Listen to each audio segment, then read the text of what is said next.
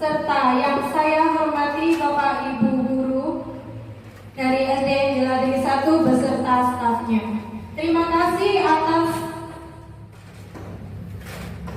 kehadirannya di hari ini, kita sehingga bisa melaksanakan kegiatan desiminasi dalam tugas saya sebagai guru penggerak yang berjudul menyebarkan paham kepada rekan guru SDN Jeladri 1 berbudaya positif. Dari kata budaya positif, saya bertanya sebentar mengenai budaya positif. Kira-kira ada yang pernah dengar apa tidak? Oke, baiklah. Kira-kira mungkin ada perwakilan tentang budaya positif? Oke, jadi sebelumnya kita akan mempelajari tentang budaya positif dulu. Yang pertama ada perubahan paradigma belajar. Yang kedua, disiplin positif. Yang ketiga, nilai-nilai kebajikan. Yang keempat, kebutuhan dasar manusia. Yang kelima, motivasi perilaku manusia. Yang keempat, posisi kontrol sebagai seorang guru. Yang ketujuh, keyakinan kelas. Dan yang kedelapan, segitiga restitusi. Baik, di sini saya akan menjelaskan tentang pembelajaran dengan paradigma baru. Di sini dihubungkan dengan kita sekarang ada di kurikulum apa? Ya, kita ada di kurikulum Merdeka. Menurut Ki Hajar Dewantara, pembelajaran adalah berpusat pada, ada yang tahu? Berpusat pada peserta didik, betul sekali. Pada murid, ya, betul. Jadi di sini seorang guru ditekankan dengan menggunakan pembelajaran berdiferensiasi.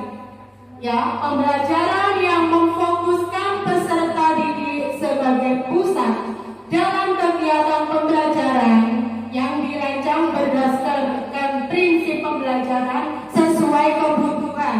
Jadi pembelajaran berdiferensiasi ini kita tekankan bahwa pembelajaran yang berpusat pada siswa yang sesuai kebutuhannya siswa, baik pada kodrat alam maupun kodrat zaman.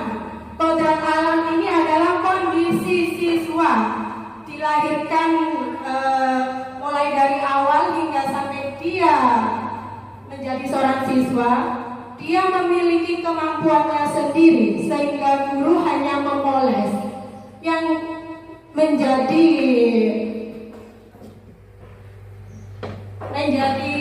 yang ditekankan di sini sesuai kodrat alam dan kodrat zaman. Kodrat zaman itu siswa dituntut untuk mengikuti perkembangan teknologi.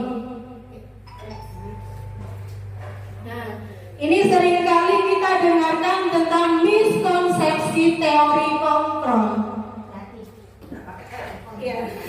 Miskonsepsi teori kontrol ini yang sering kita gunakan, tetapi itu salah. Kenapa? Guru mengontrol murid, padahal si siswa itu yang mengontrol dirinya sendiri. Jadi bukan guru. Sehingga mereka ada mau diperintah itu hanya atas dasar dari hatinya dia, atas perintahnya, bukan untuk mengontrol. Kita bukan seorang pengontrol. Yang kedua, penguatan positif, efektif dan bermanfaat. Ini maksudnya si guru kadang memberikan pujian, reward atau bujukan. Ini sebenarnya kurang efektif karena tidak dalam dari hatinya siswa sendiri. Jadi ini unsur ekstrinsiknya.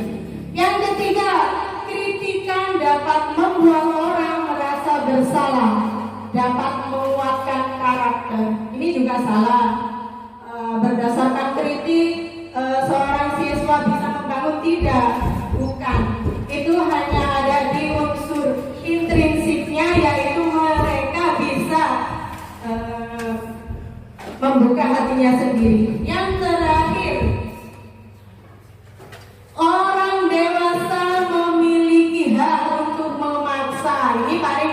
ya, paling sering kita jumpai mulai dari anak kita sendiri, terkadang sampai ke bawah ke muridnya. Jadi orang tua itu seolah-olah ingin anaknya begini, jadi dipaksa.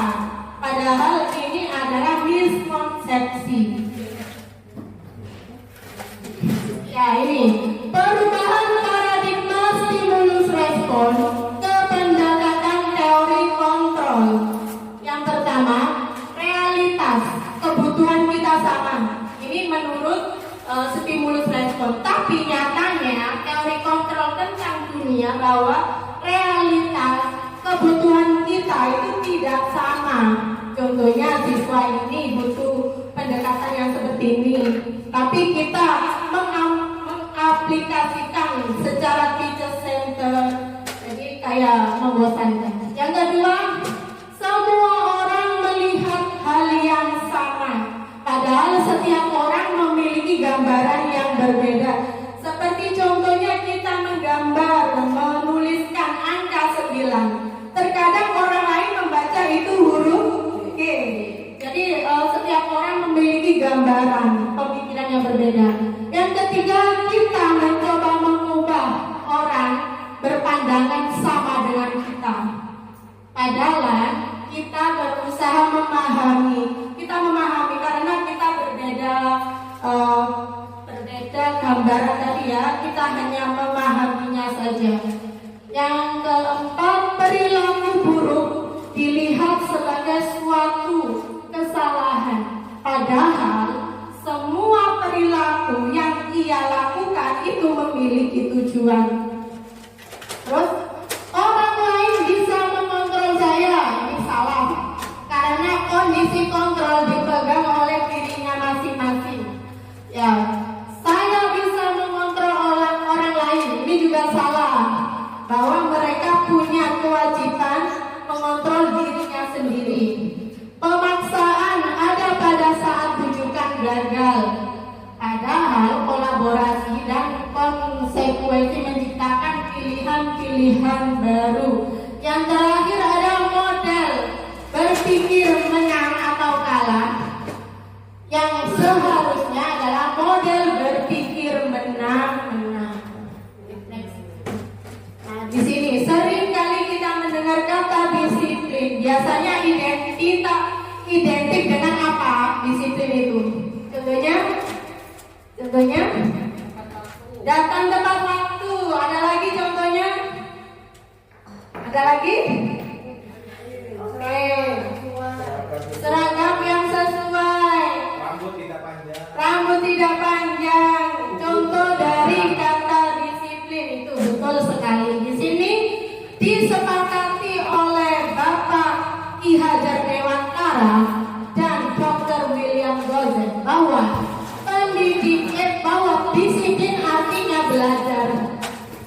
Ya, Ki Hajar menyatakan bahwa untuk menciptakan murid yang merdeka, syarat utamanya adalah disiplin yang kuat. Dengan disiplin mendorong motivasi pada anak tersebut menjadi unsur intrinsik, jadi unsur yang ada pada dirinya mereka. Disiplin ini dapat membuat seseorang menggali potensinya. Contohnya si anak belajar disiplin di jam setelah maghrib. Setiap hari dia melakukan berulang-ulang karena disiplin, karena motivasi intrinsiknya, sehingga ia bisa mengontrol dirinya dan menguasai dirinya menjadi perubahan. Disiplin positif ini ya. Disiplin positif ini pengertiannya kondisi di mana seseorang mematuhi dan melaksanakan ketentuan tata tertib, peraturan, nilai serta kaidah yang berlaku dengan kesadaran diri tanpa ada paksaan. Jadi disiplin positif ini dari hati ke hati. Dia dalam kondisi sadar dari hati ke hati. dia dalam kondisi sadar. Yang kedua yaitu bagaimana caranya membentuk sikap disiplin positif, yaitu dengan cara memotivasi. Memotivasi ini sangat penting ya. Bagaimana kita menumbuhkan disiplin positif. Terus tujuannya ini untuk apa?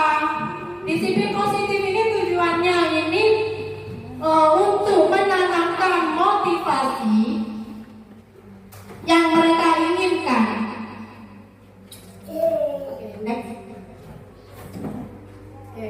Ini nilai-nilai kebijakan.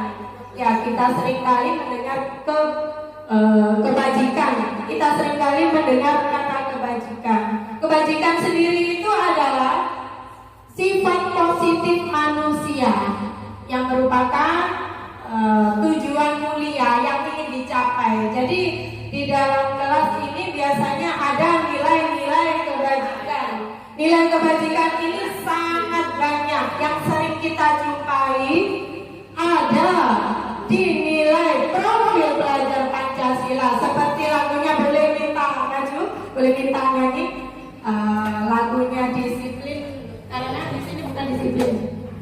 Profil nilai kebajikan pada profil pelajar Pancasila. Pancasila beriman dan bertakwa pada Tuhan yang Esa dan berakhlak mulia, berkebinekaan global, gotong royong mandiri, kreatif dan menolak kritis. Jadi ini disebut nilai kebajikan yang sering kita temui. Ada bernalar kritis, kebinekaan global. Ini kalau tentang adat istiadat. Terus bergotong royong ini tidak hanya membersihkan aja ya, bergotong royong di sini juga saling kolaborasi, boleh kerjasama, berkelompok seperti itu. Terus yang kedua IPO. Ini ada toleransi, rasa hormat, integritas, mandiri dan sebagainya. Terus ada kebutuhan hidup, life skill, di mana ia dapat dipercaya, lurus hati, pendengaran yang aktif, tidak merendahkan orang lain. Nah ini kebutuhan dasar manusia. Jadi setiap manusia itu pasti memiliki kebutuhan dasar manusia. Kebutuhan dasar manusia adalah segala sesuatu yang kita lakukan untuk mendapatkan apa yang kita inginkan. Mungkin kalau ada salah satu kebutuhan kita yang tidak tercapai, maka mungkin akan bertentangan dengan nilai-nilai kebajikan tadi. Nah ini 5 kebutuhan dasar manusia. Yang pertama adalah bertahan hidup. Yang kedua ada kasih sayang dan diterima. Ketiga ada penguasaan. Yang keempat, yang kelima. Oke, kita jelaskan satu-satu. Yang pertama, kebutuhan dasar ini meliputi oleh sandang, pangan, papan juga kebutuhan biologis. Yang sudah menikah sudah paham ini ya. Terus yang kedua, kebutuhan untuk disayangi dan diterima. Ini semuanya membutuhkan kasih sayang. Jika nggak terpenuhi, si anak bisa mencari perhatian, caper biasanya. Next. Yang ketiga adalah kebutuhan penguasaan. Penguasaan ini seperti bos geng, ya. Biasanya dianggap mereka itu seperti seorang bos, makanya berperilaku seolah-olah dia punya perintah. Yang keempat ada kebutuhan untuk bebas. Semua anak menginginkan kebebasan, tapi dengan ada batasan tertentu ya.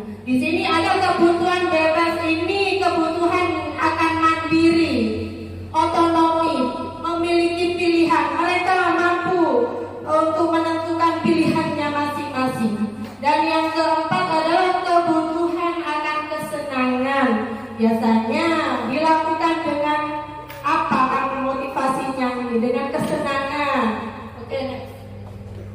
Nah ini contohnya, contoh kasus. Ayo kita prediksi ya. Ibu Ambar, guru wali kelas 2A di SD Pelita Hati, sedang bingung menghadapi ulah salah satu murid di kelasnya namanya Doni. Beberapa anak di kelas 2A telah datang padanya dan mengeluhkan Doni yang seringkali meminta bekal makan siang mereka dengan paksa. Jadi si Doni ini narjat kancane, narjat bekal makannya. Jika Anda menghadapi situasi seperti Ibu Ambar, apa yang akan Anda lakukan? Menurut Anda, kira-kira alasan Doni melakukan hal itu? Oke, kita rinci dari kebutuhan dasarnya tadi. Kira-kira ada yang mau jawab? Kebutuhan utama yang nomor 1 tadi. Kebutuhan makan. Oke, Kebutuhan makan. siapa yang mau jawab? Kebutuhan bertahan hidup. Aduh.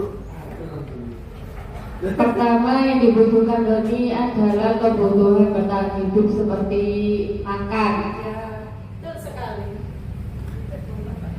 Karena setiap orang juga memerlukan makan. Iya betul sekali. Doni di sini mungkin di rumahnya tidak sarapan, jadi meminta jatah bekal makanan temannya. Dari kebutuhan selanjutnya yang kedua, kebutuhan apa tadi? Bisa dijelaskan?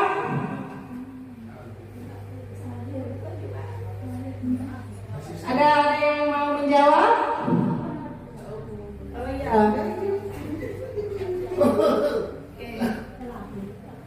Membuat kemasan bersama. Bukan yang lain. Mungkin ada jawaban yang lain. Silakan. Kasih sayang dan rasa diterima. Kemungkinan Doni mengambil bekal temannya karena ingin diperhatikan oleh teman-temannya. Dengan berbuat ulah, dia akan dipanggil guru dan guru akan melaporkan ke orang tua. Ya, betul sekali. Bukan. Ya, betul sekali. Karena Doni ingin diperhatikan, dia cari gara-gara. Terus kebutuhan yang ketiga tadi apa? Kebutuhan apa? Iya, penguasaan. Bisa disimpulkan? Dengan berbuat seakan-akan menjadi bos geng, Doni merasa hebat dan ditakuti oleh teman-temannya. Betul sekali. Karena di sini Doni ingin menjadi bos geng, ingin mendapat sebagai kekuasaannya. Ya, yang keempat, ada yang mau jawab kebutuhan apa tadi yang keempat? Oke, silakan. Untuk yang keempat, kebutuhan kebebasan. Di sini untuk yang keempat, kebutuhan kebebasan. Di sini mungkin Doni itu di rumah makannya itu saja menunya. Jadi dia di sekolah kepingin makanan yang lain dari temannya. Jadi dia minta ke temannya. Tuh.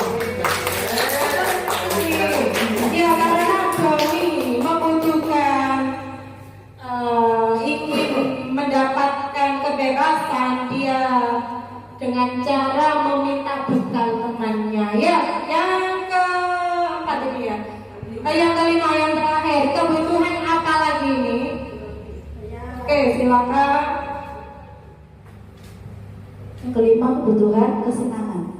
Doni suka jahit kepada temannya. Menurutnya, melihat ekspresi lucu pada teman-temannya saat makanan mereka diambil.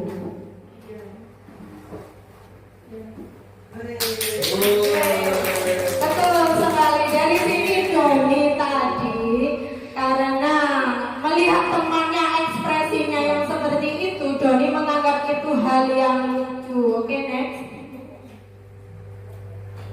Motivasi perilaku manusia. Oke, ada 3.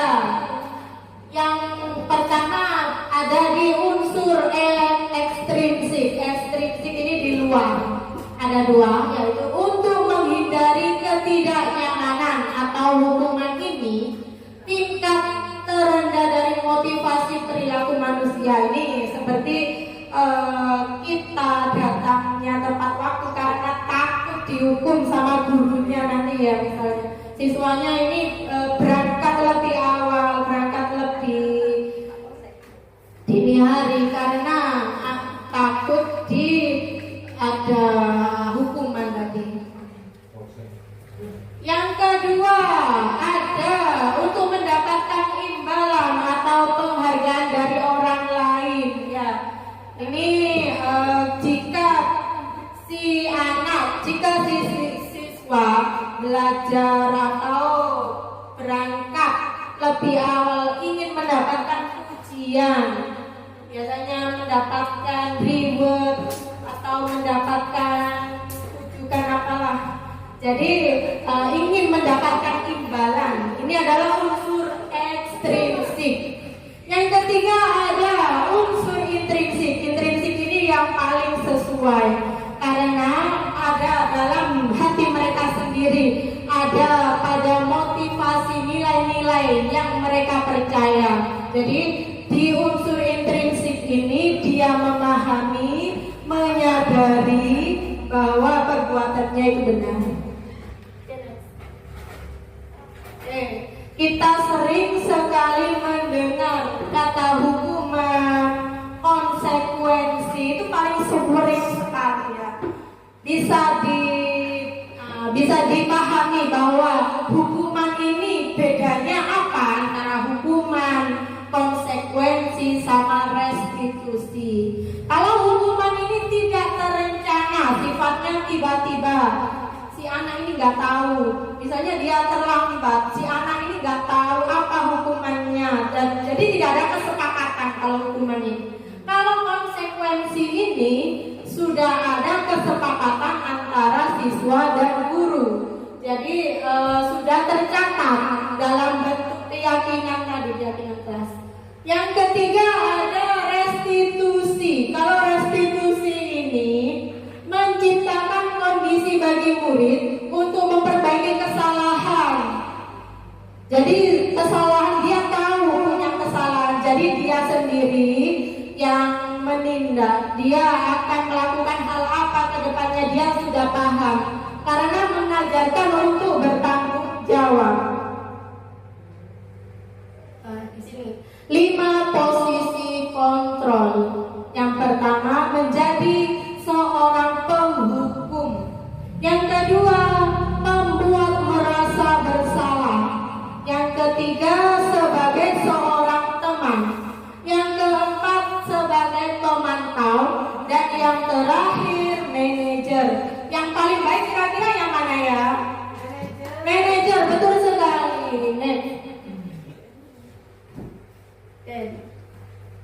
Ini indikasi ini ciri-cirinya ya. Ciri-cirinya sebagai seorang penghukum. Biasanya nada suara tinggi, dia terlihat marah sekali dengan mata melotot dan jarinya menunjuk-nunjuk. Kalau sebagai pembuat merasa bersalah, ini nada suaranya memelas, sedih. Terus kalau sebagai teman, ini biasanya disertai dengan bercanda. Jadi suasananya agak santai. Kalau posisi pemantau di sini adalah guru hanya sebagai pemantau saja di sini. Indikasinya adalah dengan membacakan konsekuensinya saja, tidak ada tindak lanjut. Tapi kalau di manajer ini si guru dan si siswa sudah paham kalau dia melanggar, dan guru hanya tinggal terus nanti kamu ke depannya seperti apa. Si siswa juga bisa langsung menjawab ke depannya, akan membenahi perilaku yang melanggar tadi. Ini tujuannya untuk apa? Untuk mencari rasa tanggung jawab dengan bimbingan dari seorang guru. Nah, ini ada kasusnya ya. Selamat pagi, Bu. Selalu terlambat. Kamu deh, pasti terlambat. Maaf, Bu. Saya Apa? Apa coba? Alasan kamu apa lagi? Kapan sih kamu tidak terlambat? Malas sekali ya kamu jadi anak. saya Dasar pemalas.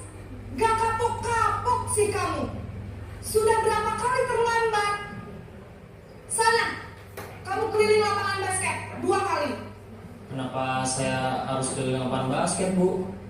Kenapa? Kamu melawan ibu. Berani-beraninya jawab. Sudah terlambat, masih berani jawab pula. Sekarang, keliling lapangan basket 5 kali sekalian. Biar kapok. Cepat. Pergi sana ke lapangan basket.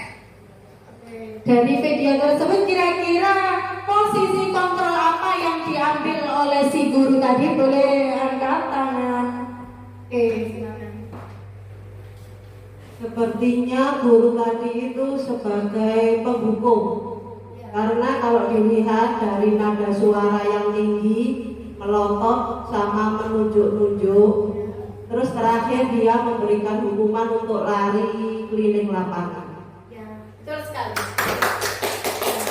Ini contoh posisi kontrol guru yang sebagai penghukum. Si siswa juga tidak tahu dia hukumannya apa. Tiba-tiba si guru menyuruh lari lapangan. Coba diperhatikan lagi. Selamat pagi, Bu. Naren. Kamu kenapa terlambat lagi, nak? Ya Tuhan, Naren. Kamu senang ya bikin ibu susah ya? Kalau kamu terlambat lagi, nanti ibu yang ditegur bapak kepala sekolah, nak. Disangka ibu tidak bisa membina kamu. Duh, gimana ini? Maaf, Bu. Duh, Gusti Naren. Kamu suka ya kalau ibu ditegur bapak kepala sekolah? Terus, sekarang ibu harus tulis apa yang di buku absen? Ini kamu sudah sering terlambat loh. Ibu harus apa coba? Maaf, Bu. Maaf sekali. Ya sudah, lain kali jangan bikin ibu susah lagi ya nak ya. Ibu tidak akan kuat lagi kalau kamu begini terus. Bisa jantungan kalau ibu tegur bapak kepala sekolah. Sana cepat ke kelas. Maaf ya, Bu. Maaf sekali. Dari kasus yang kedua ini, posisi kontrol apa kira-kira yang dimiliki oleh seorang guru? Bisa minta jawabannya? Ya. Membuat merasa bisa. Iya, betul sekali, dengan indikasi yang apa? Suara memelas. Oh iya, suaranya memelas. Terus kemudian ada kata-kata mungkin ya? Ya. Iya. Kata-katanya tadi, nanti ibu ditegur bapak kepala sekolah. Nah, iya, betul sekali. Dengan nada suara yang memelas, seolah-olah dengan berkata nanti ditegur bapak kepala sekolah, seolah-olah dia yang membuat bersalah. Oke, yang ketiga kita simak.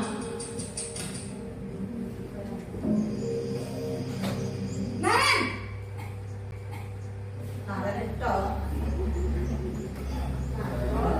Selamat pagi, Bu. wah sudah jam berapa ini nak? Terlambat lagi ya sayang. Iya, Bu. Habis ibu saya lupa membangunkan saya, Bu. Kamu malah menyalahkan ibu kamu. Kamu bukannya anak yang larinya paling kencang.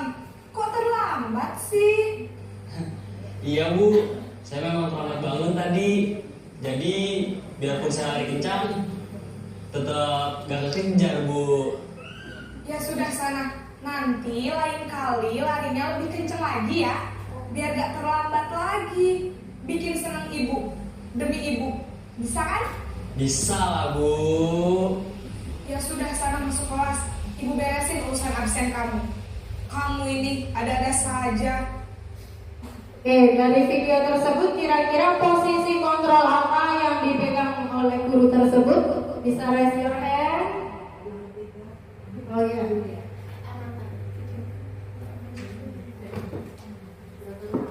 Dengan suara ramah dan bercanda. Berarti posisinya sebagai seorang Teman. Saya sebagai orang teman. Kata-katanya tadi terlambat lagi ya saya.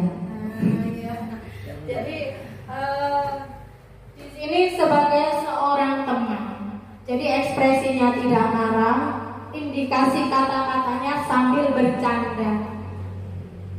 Yang keempat videonya disimak dulu.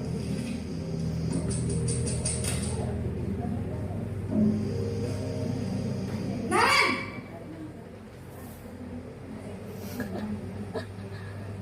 Selamat pagi Bu. Naren, apa peraturan sekolah kita tentang jam berapa kita harus masuk sekolah, nak? Kita harus di sekolah jam 7 Bu. Iya betul, sekarang sudah jam 7.20. Naren sudah tahu konsekuensinya jika terlambat hadir. Paham Bu, saya harus tinggal kelas pas jam istirahat selama 20 menit. Iya benar, konsekuensinya demikian.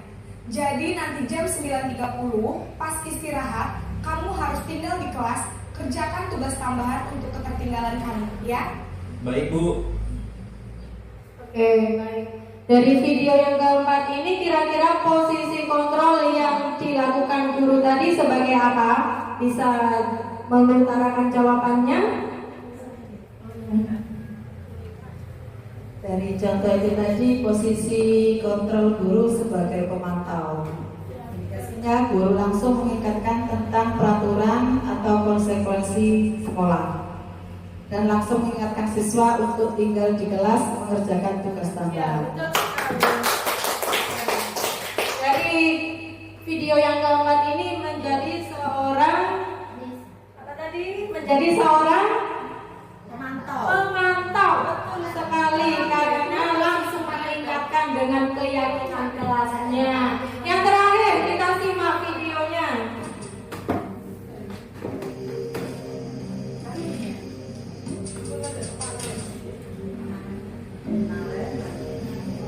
Naren,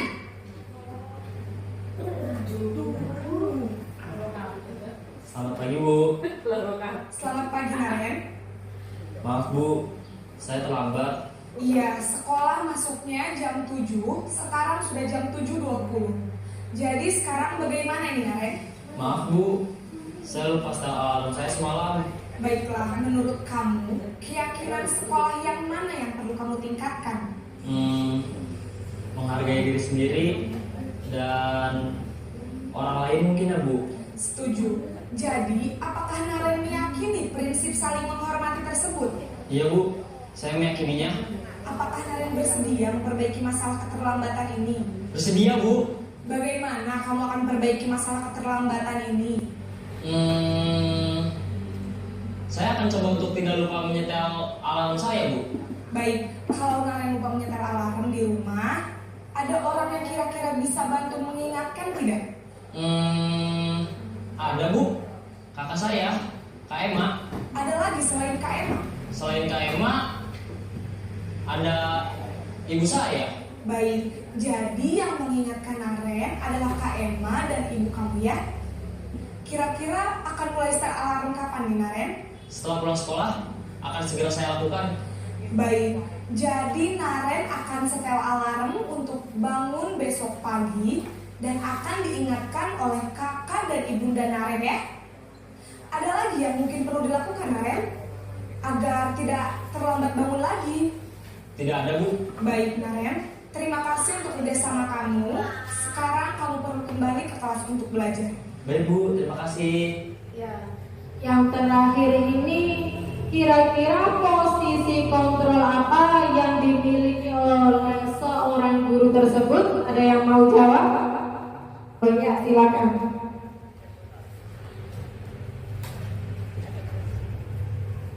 Posisi kontrol guru sebagai manajer.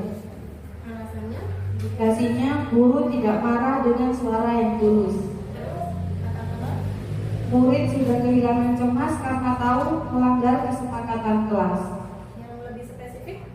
Guru mengembalikan tanggung jawab kepada murid. Ya, itu yang diharapkan. Posisi kontrol seorang manajer ini, guru mengembalikan kesalahannya kepada murid. Si murid kemudian menyadari bahwa dirinya salah sehingga melanggar keyakinan kelas apa dan tahu ke depannya yang mau dibenahi itu yang bagaimana. Oke, next. Nah, ini keyakinan kelas. Kira-kira kenapa yang ditempel ini keyakinan kelas? Mengapa kok bukan peraturan kelas? Kira-kira ada yang bisa jawab?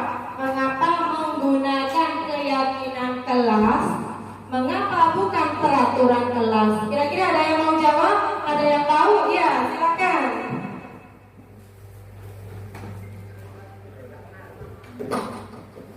Perbedaan antara keyakinan dan peraturan kelas. Kalau peraturan itu dibuat oleh guru tanpa adanya kesepakatan siswa.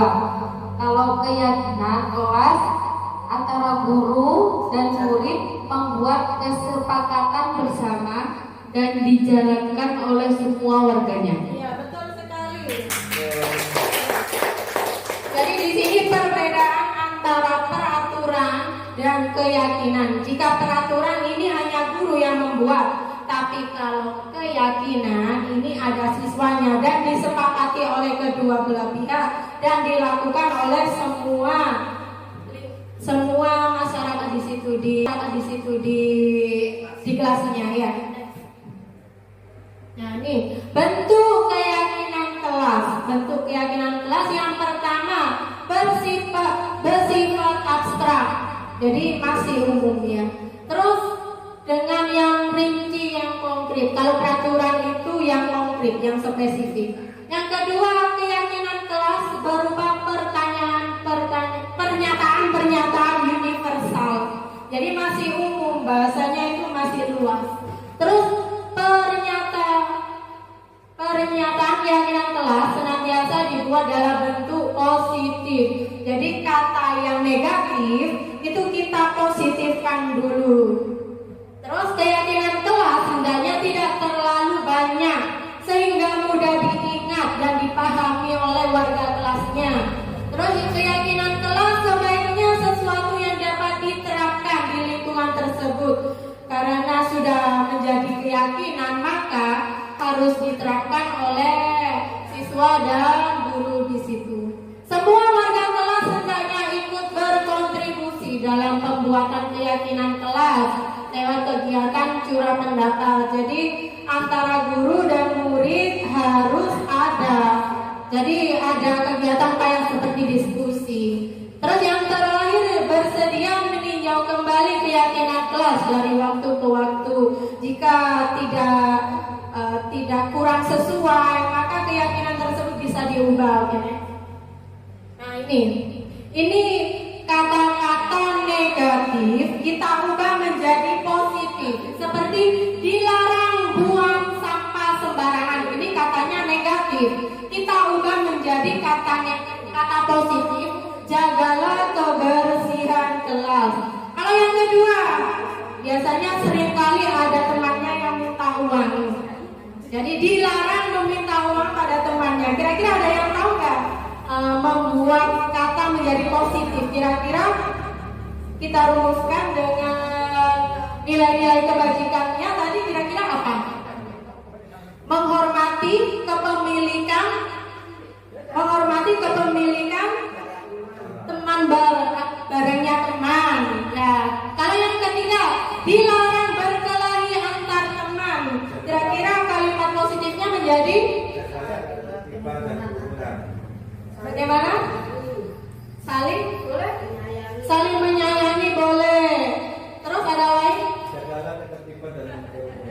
Boleh, jagalah ketertiban. Jadi di sini kata yang negatif kita ubah menjadi kata positif. Nah, terus kemudian jadilah menjadi keyakinan kelas. Oke, next. Nah, ini ada segitiga restitusi. Apa sih segitiga restitusi ini? Jadi ada sebuah kasus. Jadi segitiga restitusi ini ada guru dan ada anak melakukan dialog, menciptakan kondisi bagi murid bertujuan untuk memperbaiki kesalahan dan menghasilkan murid yang mandiri. Jadi dalam segitiga restitusi ini siswa itu memiliki kesalahan, terus kesalahannya kita pecahkan dan ada 3 tahapannya. Yang pertama adalah menstabilkan identitas.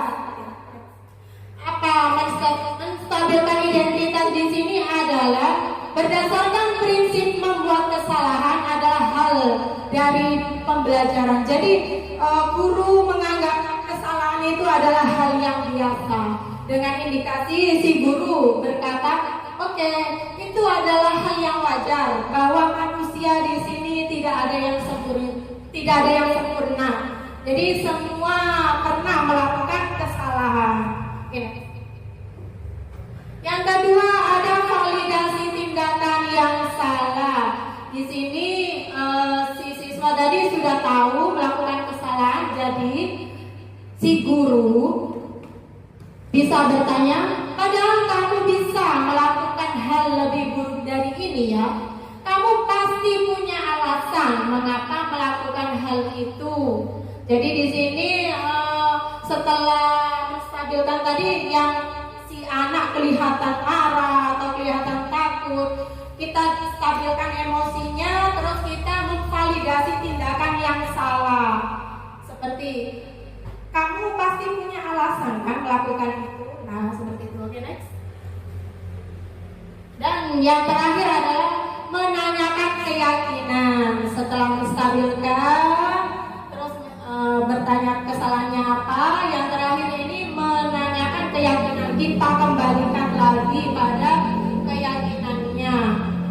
Di sini ada teori kontrol. Pada dasarnya termotivasi secara internal.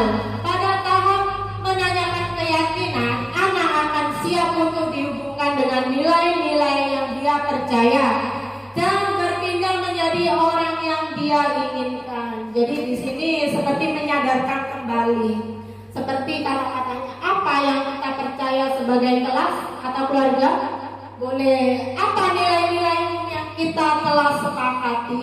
Jadi setelah anak merasa bersalah, kita stabilkan agar dia tidak takut atau agar dia tidak marah. Setelah distabilkan, kita tanya alasannya mengapa melakukan itu. Setelah itu menanyakan keyakinan, apakah hal yang kamu perbuat tadi sudah benar apa enggak, seperti itu. Oke.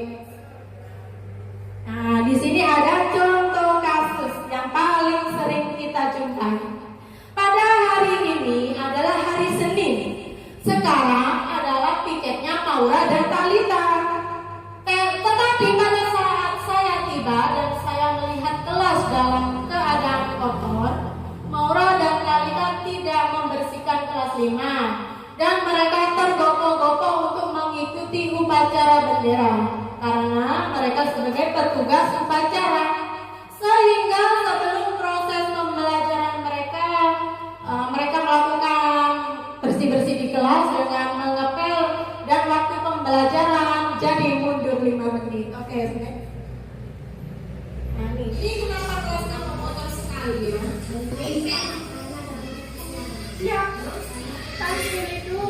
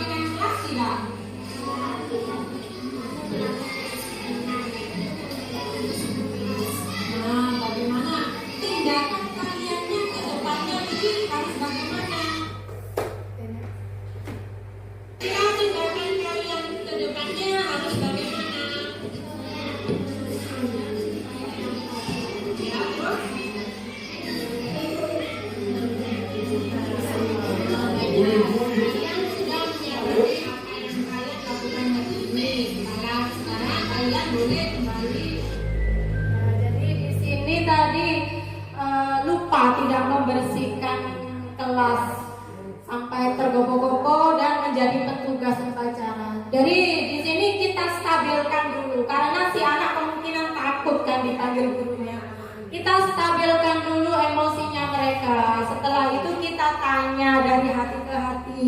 Bu Guru yakin? Bu Guru tahu kira-kira apa alasan kalian kok sampai gak nyapu ini, apa alasannya? Terus setelah itu mereka ditanya dengan keyakinan kelas apakah sudah sesuai apa melanggar keyakinan kelas. Ternyata melanggar keyakinan kelas. Jadi kedepannya usaha yang dilakukan oleh Maura dan Talita ini apa? Jadi mereka tahu kedepannya ini mau pengen jadi apa, seperti apa. Jadi mereka di sini diajari bagaimana mempunyai. Oke, dari contoh kasus yang ada di kelas saya, hari ini adalah hari Senin. Sekarang adalah piketnya Maura dan Talita. Tetapi pada saat saya tiba di kelas dan saya melihat kondisi kelas dalam keadaan kotor, Maura dan Talita tidak membersihkan kelas 5 dan mereka tergopoh-gopoh untuk mengikuti upacara bendera karena mereka sebagai petugas upacara. Sehingga sebelum proses pembelajaran mereka mengepel dan waktu pembelajaran agak mundur 5 menit. Oke, videonya kita saksikan.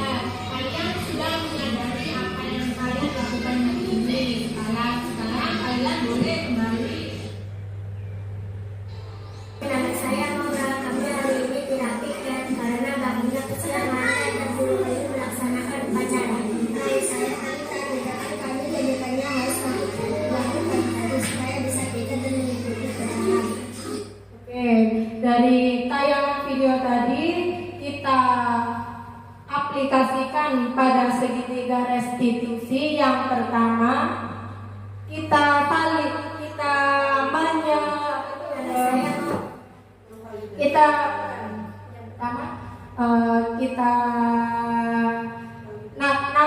naturalisasikan kondisi siswa. Kan pada saat melanggar si siswa itu dalam keadaan takut, keadaan marah, keadaan kecewa. Jadi kita menstabilkan dulu. Kita menstabilkan dengan berkata, iya, setiap orang pernah melakukan salah.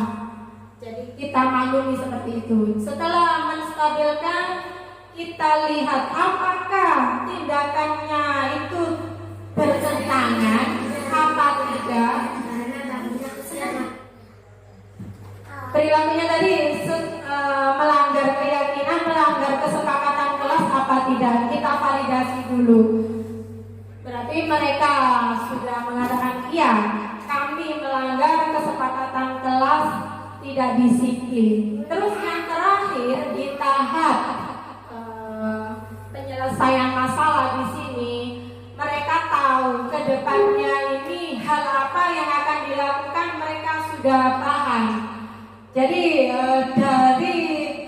dari segitiga restitusi ini mereka tahu ke depannya mereka memiliki tanggung jawab untuk menjadi apa agar tidak terlambat. Mereka sudah paham. Mereka dituntut untuk memiliki sikap mandiri. Jadi di sini penutupannya, kesimpulan pada kegiatan di sini, dalam menerapkan disiplin positif, hendaknya guru memiliki standar kepribadian, profesional, dan sosial yang baik, di mana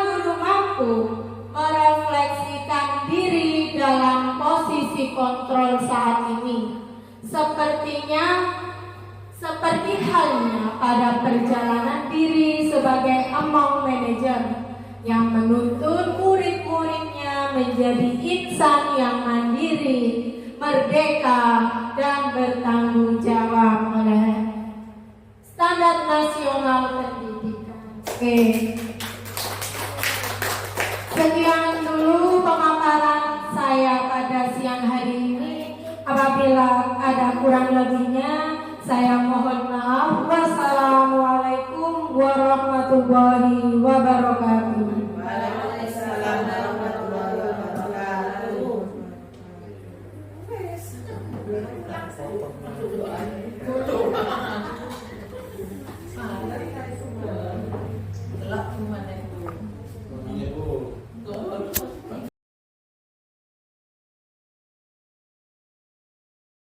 Assalamualaikum warahmatullahi wabarakatuh.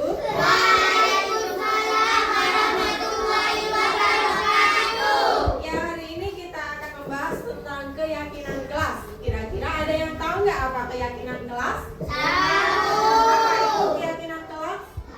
Udah tahu. Jadi gini ya, keyakinan kelas itu tentang nilai yang kalian yakini. Nilai seperti kayak peraturan, tapi sifatnya kesadaran, dilakukan dengan kesadaran.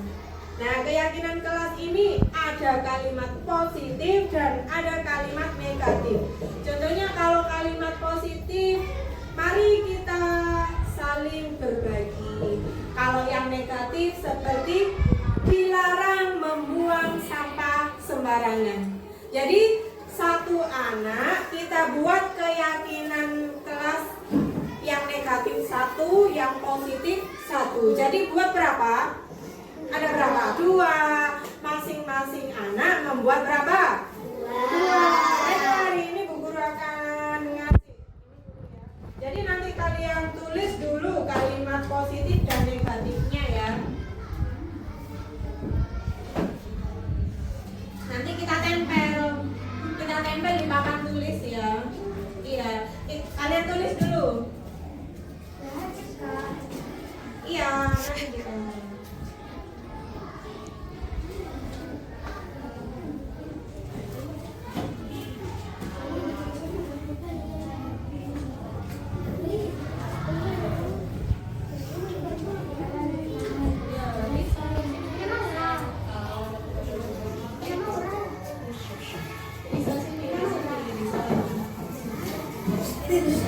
Sudah ditulis? Silakan ditulis. Kita buat keyakinan kelas 1 dari kalimat positif, 1 dari kalimat negatif. Iya. Kalau positif,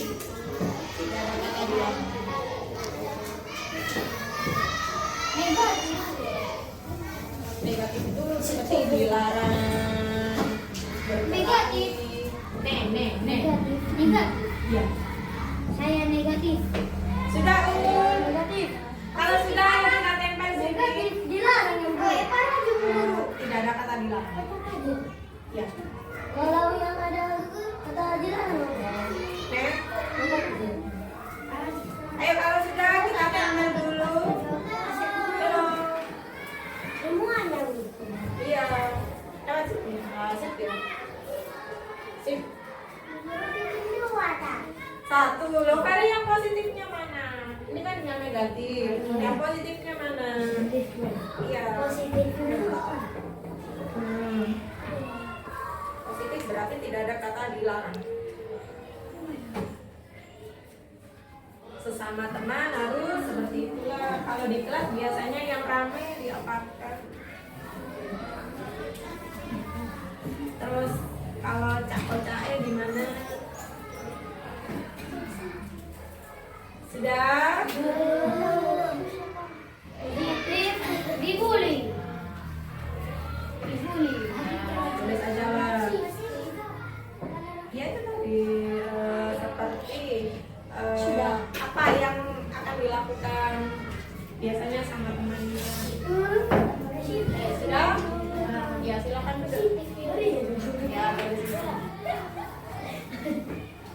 Jadi dari hasil kalian ini nanti kita simpulkan, kita sepakati menjadi keyakinan kelas.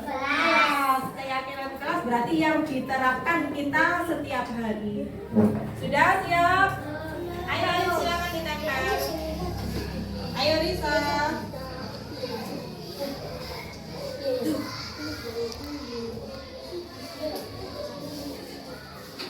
Positif apa positif? Positif. Positif. Positif. Ya silakan. Positif.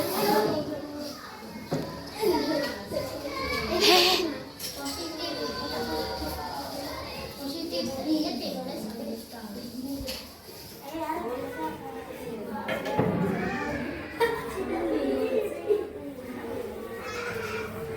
Matikan dulu Dewi.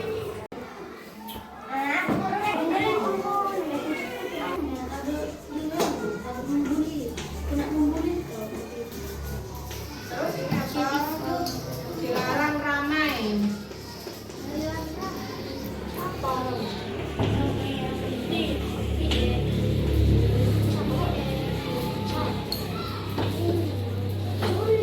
Terus ini dilarang buang sampah sana ya. Terus dilarang berkelahi.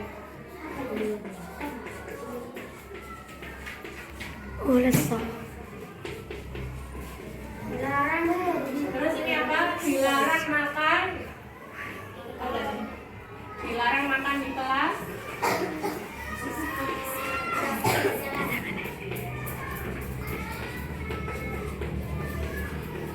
Terus ini dilarang berbagi, sudah ada.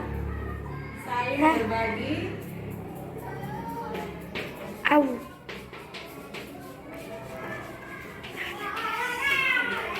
Terus ini mari kita membuang sampah, sudah ada ya. Dilarang bermain saat pelajaran, ramai ini ya. Terus dilarang makan, ada sudah ya.